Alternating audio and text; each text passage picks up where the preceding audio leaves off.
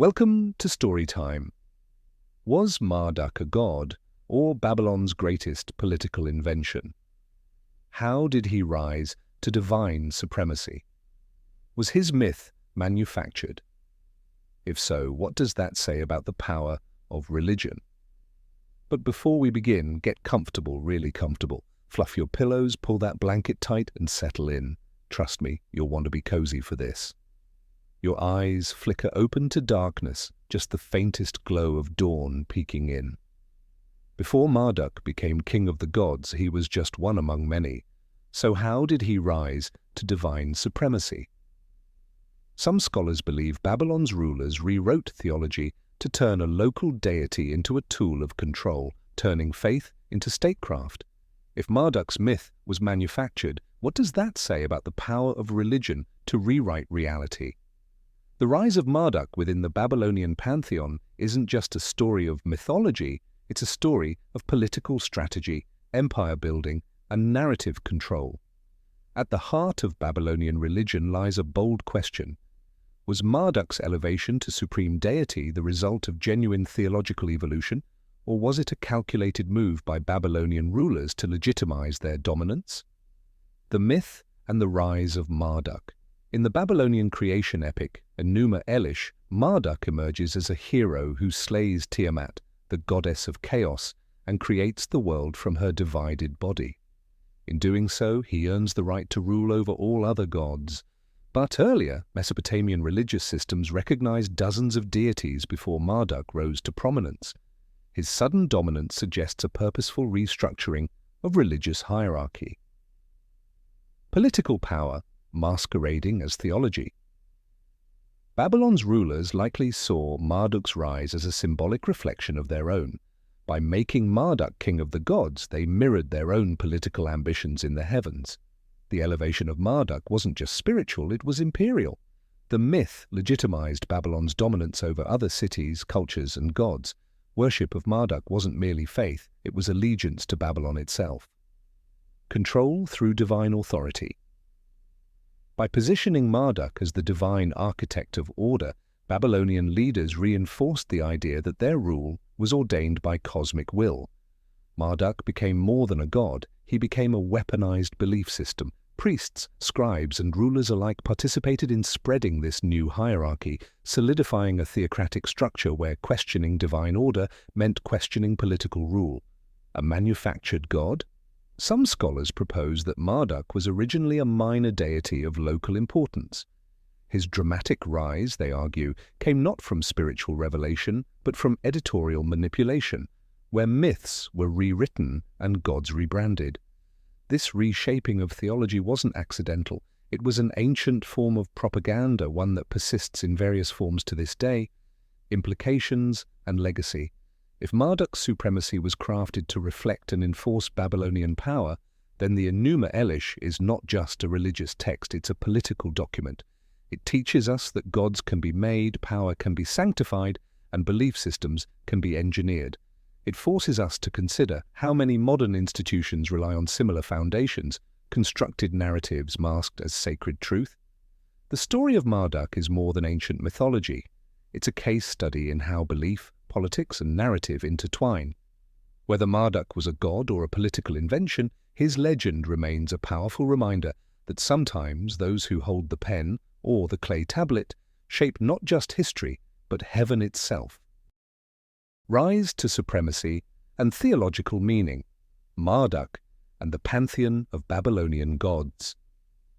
The river moves like a ribbon of bronze beneath Babylon's walls, and the city hums, the markets chant, the smith's hammer, the priest's low song. In the cool of morning, a boy follows his father through the processional way. He stares up at lions striding across blue glazed brick, at bulls and dragons marching toward a gate that gleams like a piece of midnight sky. He doesn't yet know the words, but he feels the truth every Babylonian breathes. This city belongs to Marduk, and in some way so does he. Long before Marduk wore the crown of heaven, Mesopotamia's divine household was crowded and unruly. Anu, remote lord of the sky. Enlil, storm and sovereign, old king of kings.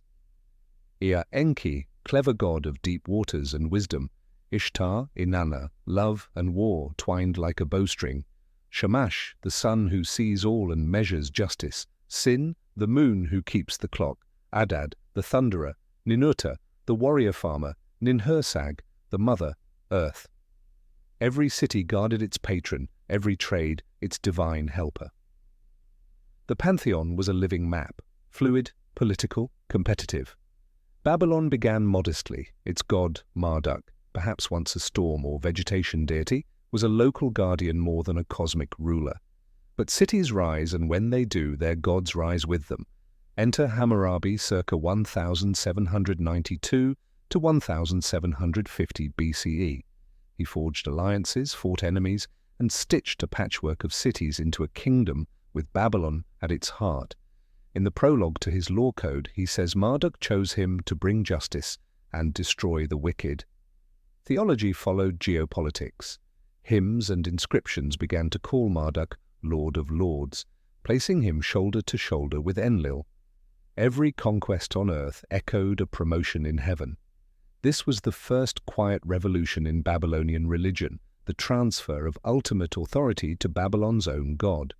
Centuries later, priests set the revolution in clay. They composed and ceremonially recited each new year the Enuma Elish, the Babylonian creation epic. It opens before time, when only Apsu, fresh water, and Tiamat, salt sea, mingled. From them sprang the first gods, Lahmu and Lahamu, then Anshar and Kishar, then Anu, Ea, and a gaggle of noisy divine descendants.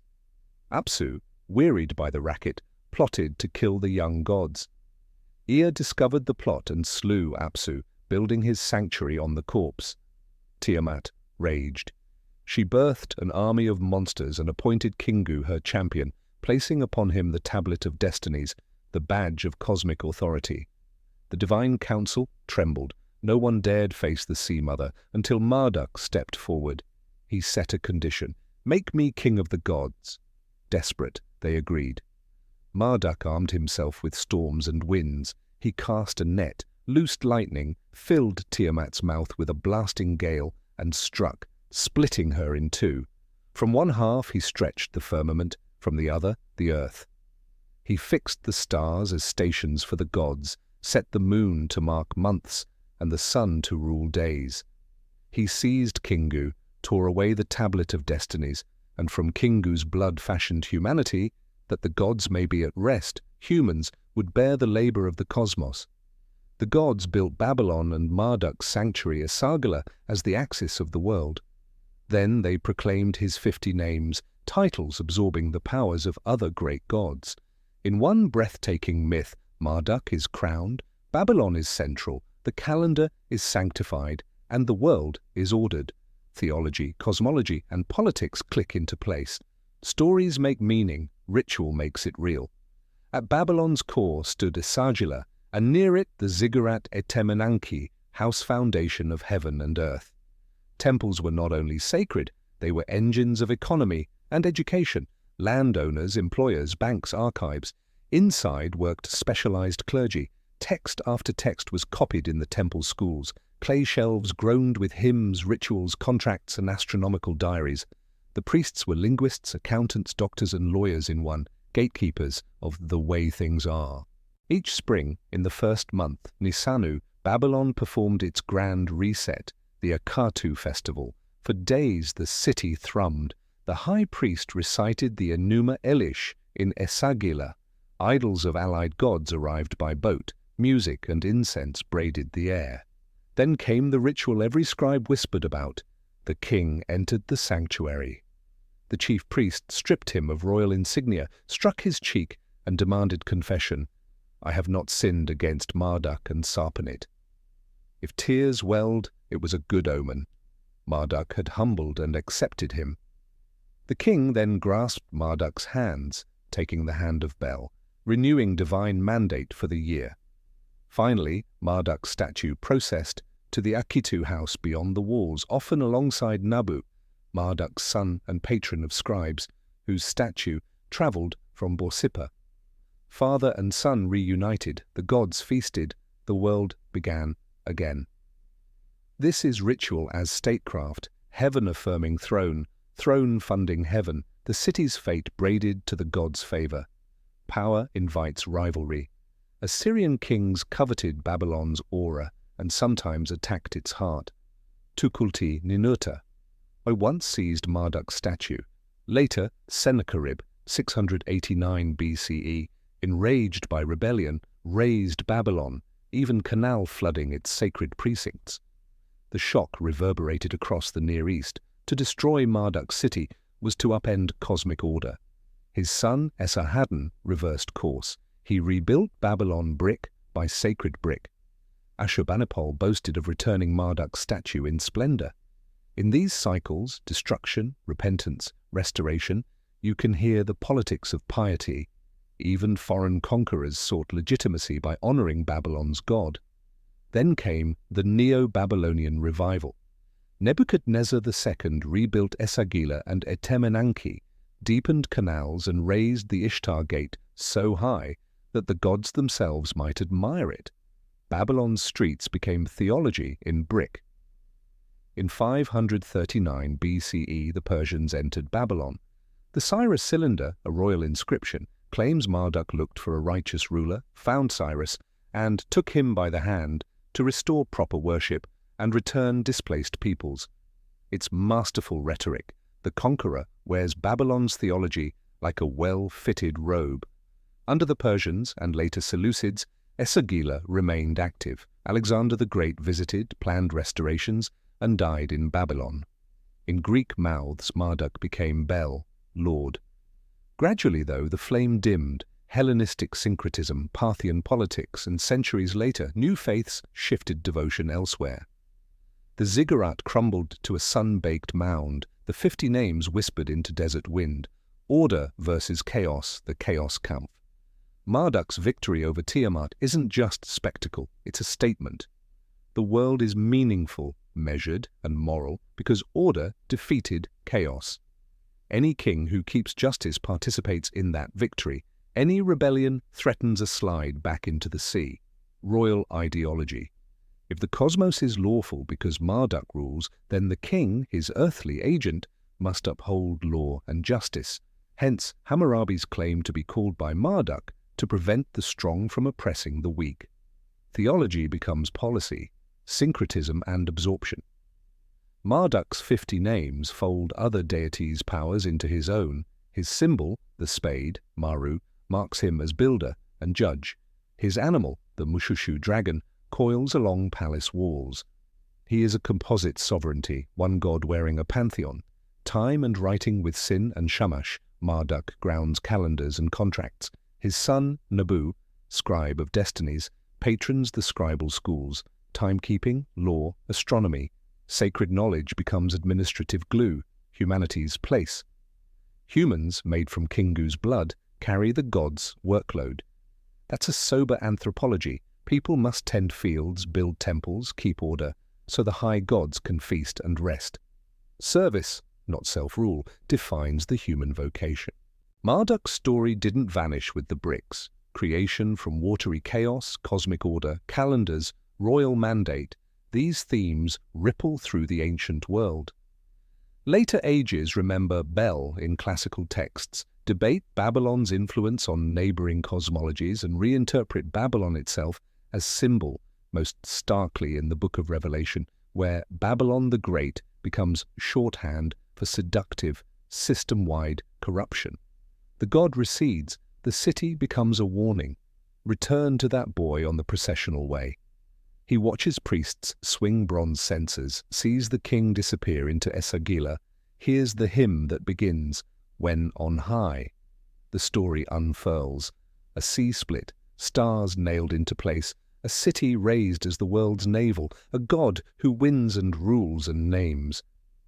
He doesn't yet know Assyria will come, that Persia will take the gates, that Greek and Parthian and Arab travelers will sift these streets. He knows only this morning. The sheen of lapis, the dragon's coil, his father's hand, and the sense, half faith, half fear, that order stands because Marduk keeps watch. If you listen closely, Babylon's religion still whispers 3 hard truths. First, Power tells stories, and the best stories tell why power must endure. Second, ritual shapes reality, carving paths in the human mind that kings and priests can walk for generations. And third, every crown needs a sky, because those who claim heaven often shape the earth beneath it. Marduk's reign may have ended with Babylon's fall, but the blueprint he left, the merging of faith and empire, still stands as one of history's most enduring legacies. In Babylon, the sky had a name, the kings borrowed it, the priests guarded it, the city walked beneath it. And long after the last hymn faded, the shape of that name, Marduk, still casts a thoughtful shadow on how we link the sacred to the state, the calendar to the crown, the story to the stone. City life in Babylon. Markets, schools, and daily routine. You wake to the sound of voices drifting up from the street below. The morning sun is just brushing the tops of the mud-brick houses, and already the narrow lanes of Babylon are stirring with movement. Somewhere nearby, a vendor calls out in Akkadian, advertising fresh dates just brought in from the groves beyond the city walls. The scent of baking bread mingles with the tang of river water and the faint, sweet smoke from temple incense. You stretch, listening, knowing that this is the heartbeat of the empire, alive, noisy, and endlessly moving. But in Babylon, the streets don't just carry goods, they carry whispers. Whispers about who profits, who suffers, and how much of the city's wealth is built on the backs of those who will never taste it. Step outside, and you're in the market. The air is thick with the chatter of merchants, bargaining in a dozen tongues, Akkadian, Aramaic, Elamite, because Babylon is not just a city, it is the center of the world. Traders from far-off lands have traveled for weeks to be here, their donkeys and riverboats loaded with goods, copper from Oman, lapis lazuli from Afghanistan, cedar wood from Lebanon, fine linen from Egypt. Every item has a story, and not all of them are honest ones. You notice a farmer unloading grain sacks while a spice dealer unfurls a cloth bundle of cinnamon and frankincense. Money passes from hand to hand, sometimes silver, sometimes barley, because in Babylon both can serve as payment. But behind the vibrant colors and exotic smells, the market is also a battlefield. Prices rise and fall based on who controls the river routes, and some traders claim temple officials quietly influence trade to fill the gods' treasuries before anyone else's. Not everyone in Babylon earns their living in the markets. Some families send their sons, if they are wealthy enough, to the scribal schools. Imagine sitting on a reed mat in a dimly lit room, a clay tablet balanced on your knee, a stylus in your hand. Your teacher's voice is sharp and precise as he dictates lines from Sumerian proverbs and royal decrees, drilling you in the cuneiform signs. Day after day, you copy until your hand aches, learning not just to write, but to think like a scribe. Literacy here is not common, it's a mark of privilege and authority. Scribes record trade deals, royal proclamations, astronomical observations, and even the myths that give Babylon its identity. But they are also the keepers of secrets, writing down laws and taxes that favor the powerful and erasing records when the king or the temples find it convenient. In Babylon, knowledge is power, and not everyone is allowed to have it. Most Babylonians live far from the scribe's desk, bound to the rhythms of daily labor. Perhaps your family runs a small shop, weaving textiles from wool and flax, or maybe you work along the Euphrates, hauling water to irrigate the barley fields outside the city walls. If you are a craftsman, your day might be spent carving cylinder seals, firing pottery, or hammering bronze into tools and weapons.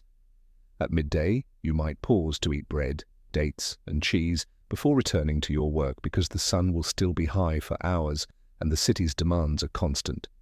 And yet, the shadow of the palace and temple is never far.